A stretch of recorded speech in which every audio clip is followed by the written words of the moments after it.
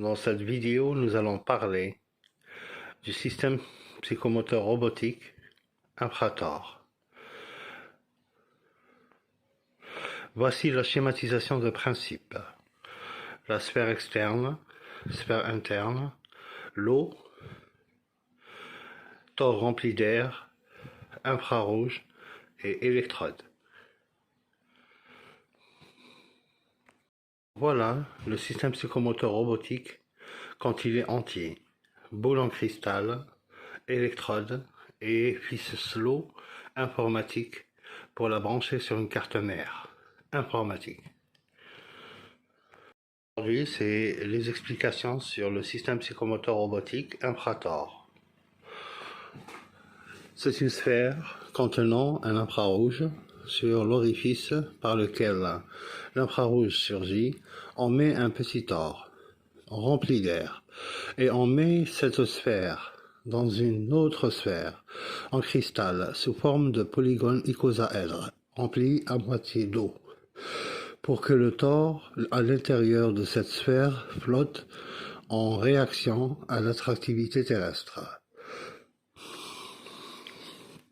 Et sur la sphère toujours externe, en cristal, on met des récepteurs infrarouges sur tous les sommets des angles de la sphère, qui est sous forme de polygone icosaèdre.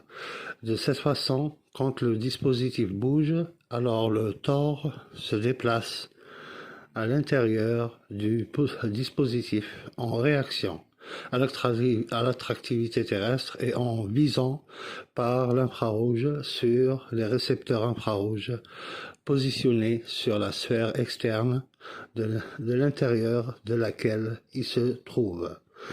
Et les récepteurs sont reconnus par leur position sur la sphère par un programme de coordonnées sphériques et trigonométrie matricielle, ce qui veut dire, entre parenthèses, nombre de pulsations.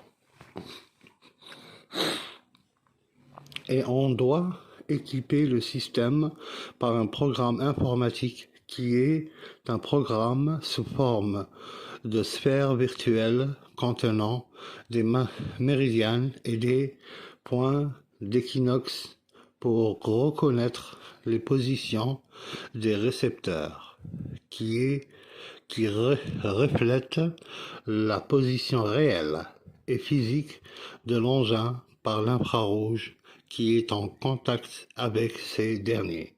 Ce système, c'est un dispositif de notion d'équilibre robotique pour que les machines ne soient pas assistées pour trouver l'équilibre psychomoteur et reconnaître les positions visuelles et perspectives visuelles que pourrait établir sous forme de calcul matriciel par rapport à la position de la machine, car il indique tout le temps la verticale de la gravité terrestre dans laquelle ce système se trouve.